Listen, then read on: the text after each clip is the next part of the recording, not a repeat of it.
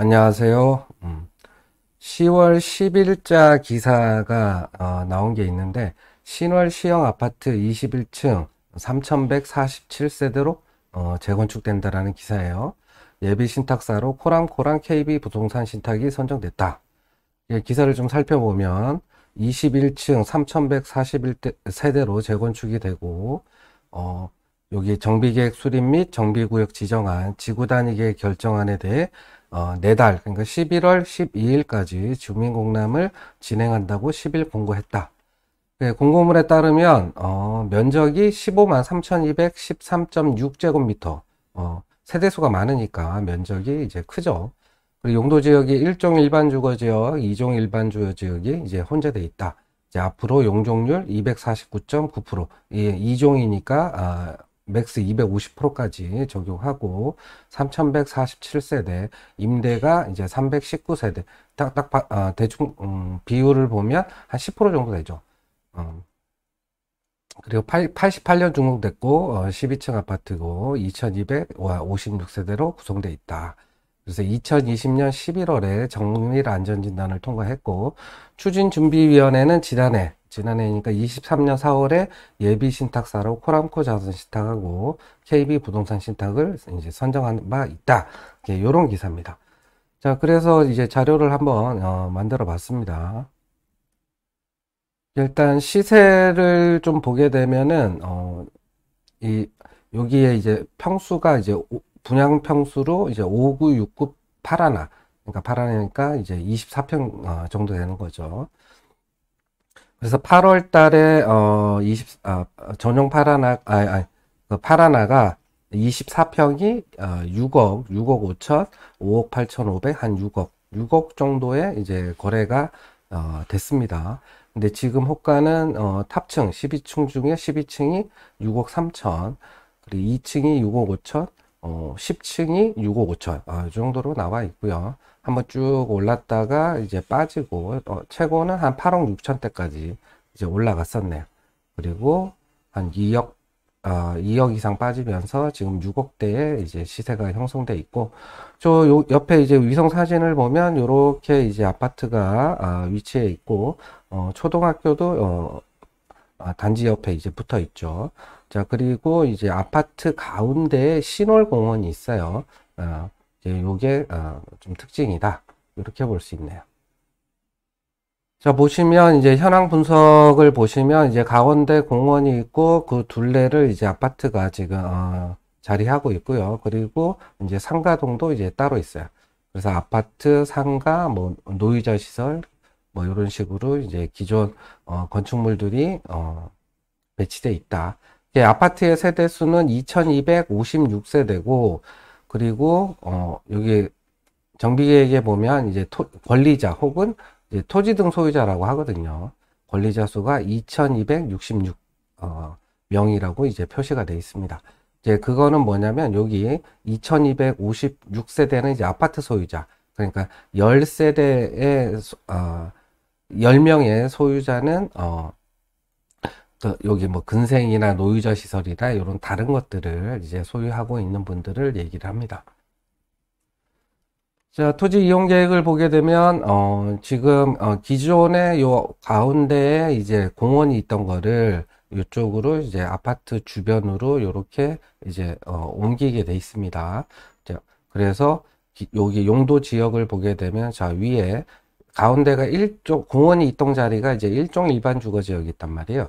근데 얘가 이제 아파트를 짓게 되니까 2종 일반 주거 지역으로 바뀌고, 그리고 여기 요 기존에 아파트가 있던 쪽, 기존에 아파트가 있던 쪽이 이제 공원이 되니까 용도 지역이 이제 1종 일반 지역으로 이제 바뀌게 됩니다. 그래서 정비계획 안에 이제 아파트 주변으로 공원이 이렇게 이제 계획돼 있고 요 가운데에 이제 아파트가 이렇게 들어오게 됩니다. 자, 그래서 이제 기존에 요 건축 개요를 보게 되면 단지를 관통하는 도로가 이제 없었단 말이에요. 근데 여기 단지를 관통하는 도로가 이제 계획돼 있고 이 양쪽으로 이제 아파트가 이제 배치되게 됩니다. 자, 그래서 10월 10일에 이제 공람이 떴고, 공람 기간은 10월 10일부터 11월 12일까지 돼 있습니다. 정비구역 면적이 이렇게 표시가 돼 있고요. 자, 기반시설 기부 체납을 보니까 전체 면적의 26.2%를 기부 체납한다. 내용으로 보면 도로가 2.9%, 공원이 23.3%, 이렇게 공원이 굉장히 많이 기부 체납을 하는 걸로 이제 표시가 되어 있는데, 사실은 여기 이제 가운데 공원이 있었잖아요. 근데 그거를 결국엔 아파트 이제 외곽으로 이제 옮기면서 이게 새로 설치하고 기존에 있던 거 받고 이런 식이 되기 때문에 실제 요만큼 23.3% 정도를 기부 체납하는 거는 아니다라고 보시면 돼요. 자, 그리고 용도 지역을 살펴보면 1종과 2종이 있는데 2종이 면적이 이제 조금 줄죠. 그게 다시 이제 1종 일반 주거 지역으로 이제 바뀌는데, 요거는 이제 공원하고 도로로 이제 바뀌는 거기 때문에 그렇게 됐습니다. 자, 대지 지분을 보게 되면, 아파트의 총 대지 면적은 34,477평이고요. 용도 지역은 2종이다. 세대수가 2256세대니까 세대당 평균 대지 지분은 15.3평이다. 2종에 15.3평이면은 대지 지분이 많은 편은 아닙니다. 자, 그 아파트 평형은 이제 3개가 돼 있는데 59제곱미터니까 18평, 그러니까 18평, 21평, 24평 이런 식으로 구성되어 있고, 지금 18평이 대지 지분 12.65평, 21평이 14.84평, 24평이 17.42평, 요렇게 이제 가지고 있다라고 보입니다. 그래서 용도 지역이 2종이기 때문에 요 대지 지분은 상대적으로 많은 편은 아니다라고 보시면 됩니다. 자, 그리고 정비 계획을 살펴보면 이제 용적률 같은 경우는 법정 상한까지 이제 지을 거기 때문에 용적률 250% 이하로 할 거고요. 높이는 21층 이하로 계획되어 있습니다. 이제 여기 가보면은 이제 그 김포공항 항공기들이 이제 착륙하는 방향이잖아요. 그러니까 이제 고도 제한이 이제 적용이 되는 걸로 보이고, 총 세대수는 3,147세대를 짓고요. 지금 8호 이하, 여기 평형 구성을 보면 60 이하가 2,317세대, 전체의 73.6%, 그 다음에 60 초과 8호 이하가 750세대, 23.8%, 8호 초과가 이제 80세대, 2.6%, 이렇게 되어 있습니다. 기존 평형 구성을 보면 18평이 792세대, 21평이 938세대, 24평이 526세대 이렇게 있어요. 그러면 24평 소유자 같은 경우는 여기 지금 60 초과 8호 이하, 여기가 이제 750세대니까 요거를 이제 24평 소유자는 요거 이상을 이제 분양받게 되겠죠. 자, 우측에 보시면은 세부 계획 세대수가 있는데, 지금 60 이하를 보게 되면 평형 구성이 4구랑 5구 이렇게 돼 있고요. 60 초과 8호 이하가 이제 84, 74를 놓고 이제 84, 84가 750세대. 그러니까 84 평형이 이제 많은 거고, 8호 초과가 108 전용 108인데 80세대 이렇게 계획돼 있어요. 그럼 526세대가 있는 24평 같은 경우는 84나 108을 이제 분양받을 수 있겠고, 21평 같은 경우는 지금 84를 그러니까 일부가 이제 받게 되겠죠. 그러면 24평 소유자가 전부가 요거 84랑 108을 신청하게 된다면 대충 몇 개냐? 요 80개, 750개니까 830개잖아요. 그럼 한 300개 정도가 남게 되니까 21평 소유자의 300명 정도가, 300세대가 84를 이제 분양받을 수가 있다. 혹시라도 21평을 사게 되면 뭐 1층, 아마 저층이나 탑층 이런 거 사지 말고 이제 로얄층을 사셔야 84를 이제 분양받을 수가 있다. 그리고 평형 구성에 이제 60 이하의 이제 5구가 1867세대로 굉장히 많은 비중을 차지하죠. 그게 기존 평형 자체가 이제 작은 평형이 많기 때문에, 그러면 24평 소유자가 여기 5구 이제 분양 신청할 사람들도 굉장히 많을 거란 말이죠. 예, 그러니까 5구를 세대수를 많이 늘렸다라고 보시면 됩니다. 그래서 신축 세대수가 3,147세대고 임대 아파트가 319세대, 전체 세대수의 10.13%를 차지하고 분양 세대수가 2,828세대, 토지 등 소유자가 2,256세대, 일반 분양 세대수가 572세대, 25.3%를 이제 일반 분양을 하게 된다. 그럼 그렇게 되면은 이제 큰 것들은 대부분 이제 조합원들이 가져갈 뭐 가능성이 높겠고, 4구하고 5구 위주로 이제 일반 분양분이 나올 가능성이 높아 보입니다.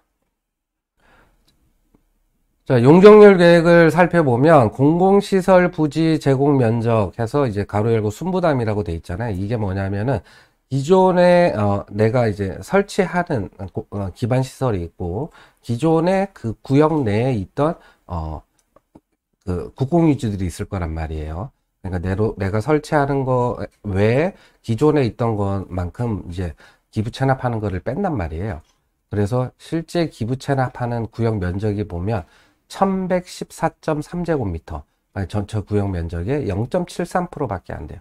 그래서 기존의 구역 내 공공유지들이 많았기 때문에 실제 기부 체납하는 면적은 굉장히 적다. 0.73%밖에 안 되기 때문에 그렇다라고 보시면 되고, 그리고 허용 용적률이 200%고 그 다음에 기부 체납한 거 요거, 그 다음에 건물로 기부 체납한 것까지 해서 상한 용적률은 202.52%.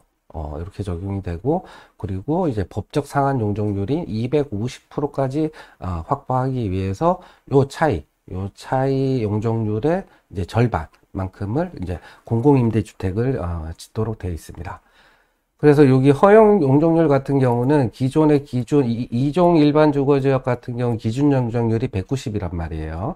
근데 여기서 이제 인센티브를 받는단 말이에요.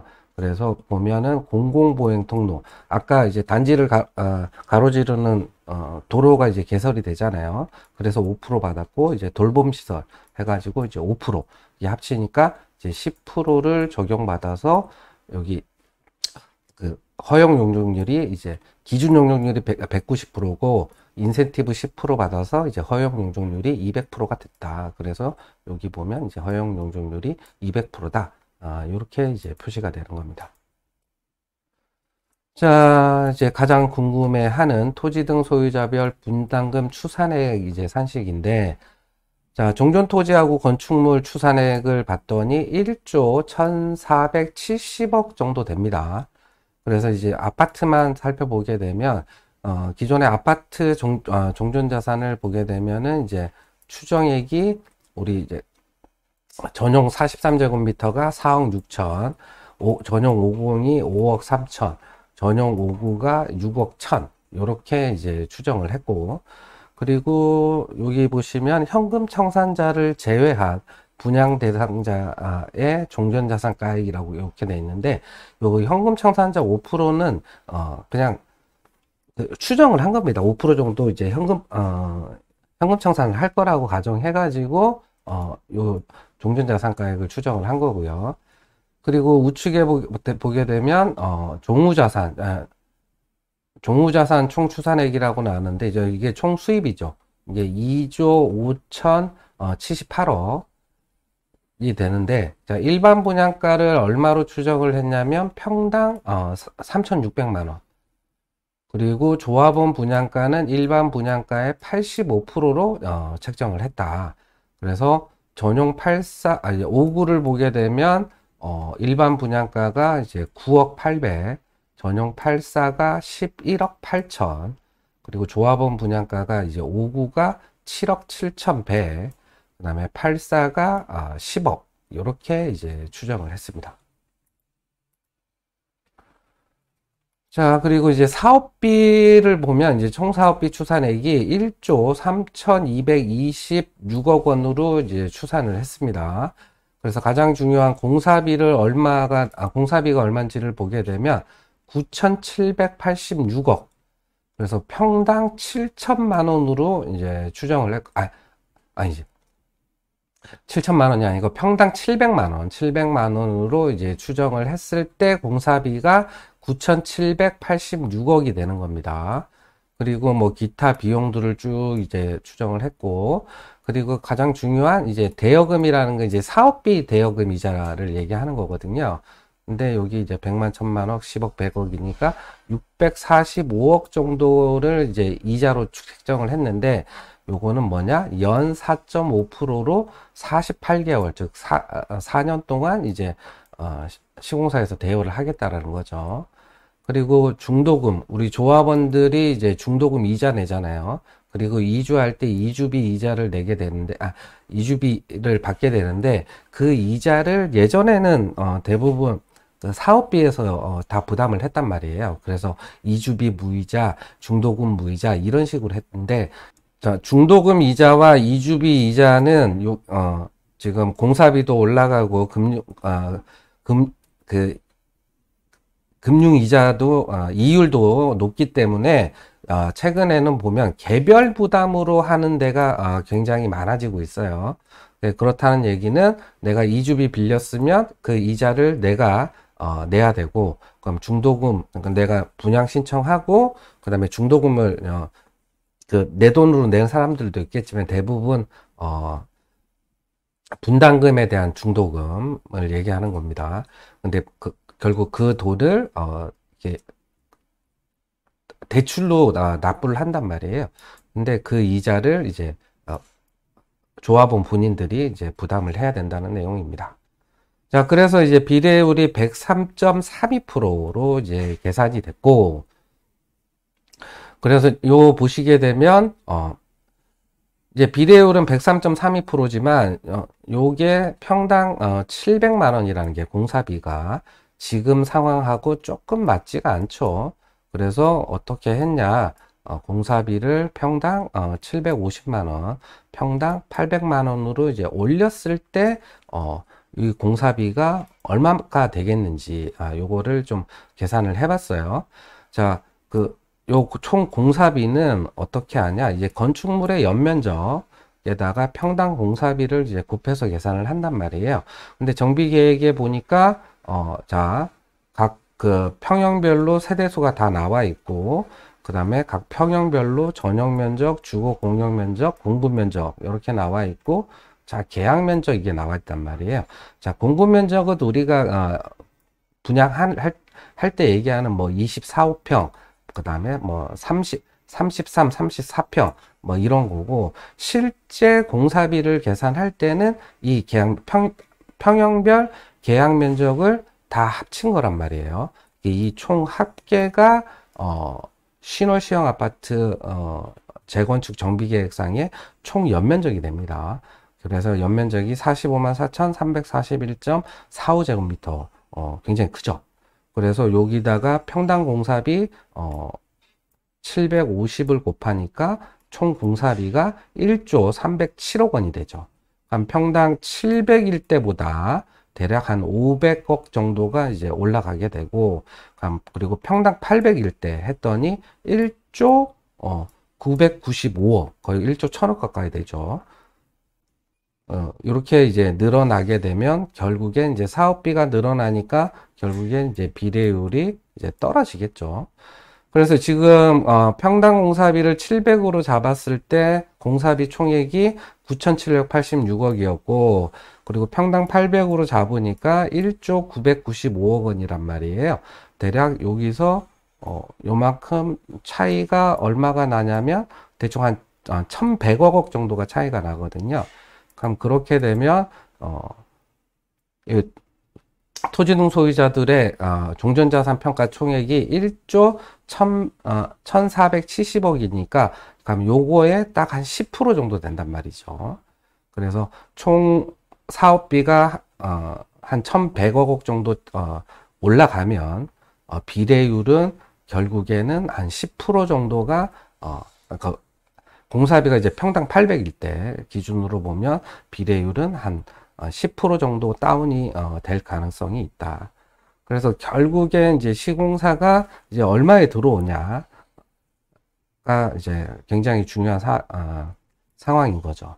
그래서 지금 같은 경우는 평당 700에는 시공사가 안 들어올 가능성이 높고, 아마 750에서 한 800 정도는 잡아야 시공사들이 들어오지 않을까라는 게 개인적인 생각입니다.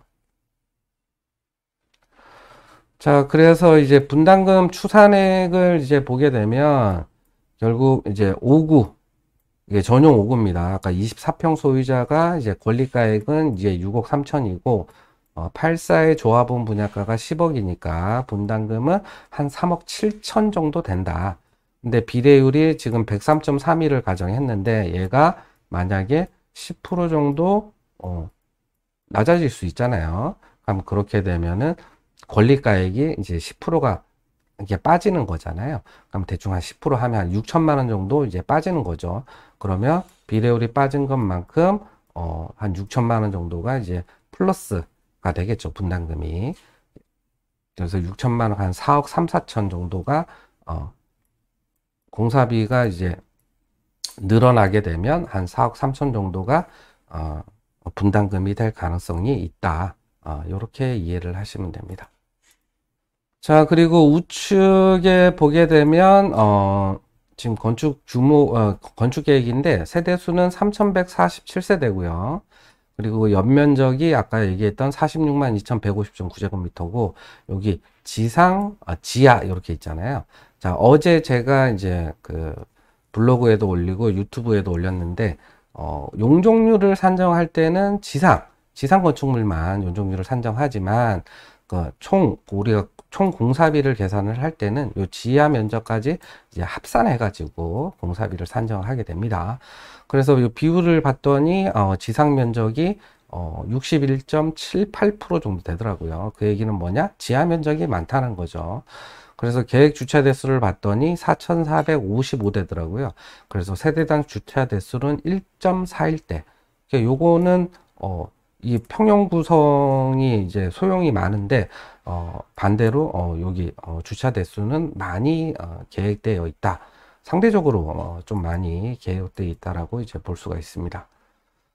자, 요렇게, 신월시형 아파트 재건축 정비계획안을, 살펴보았습니다. 감사합니다.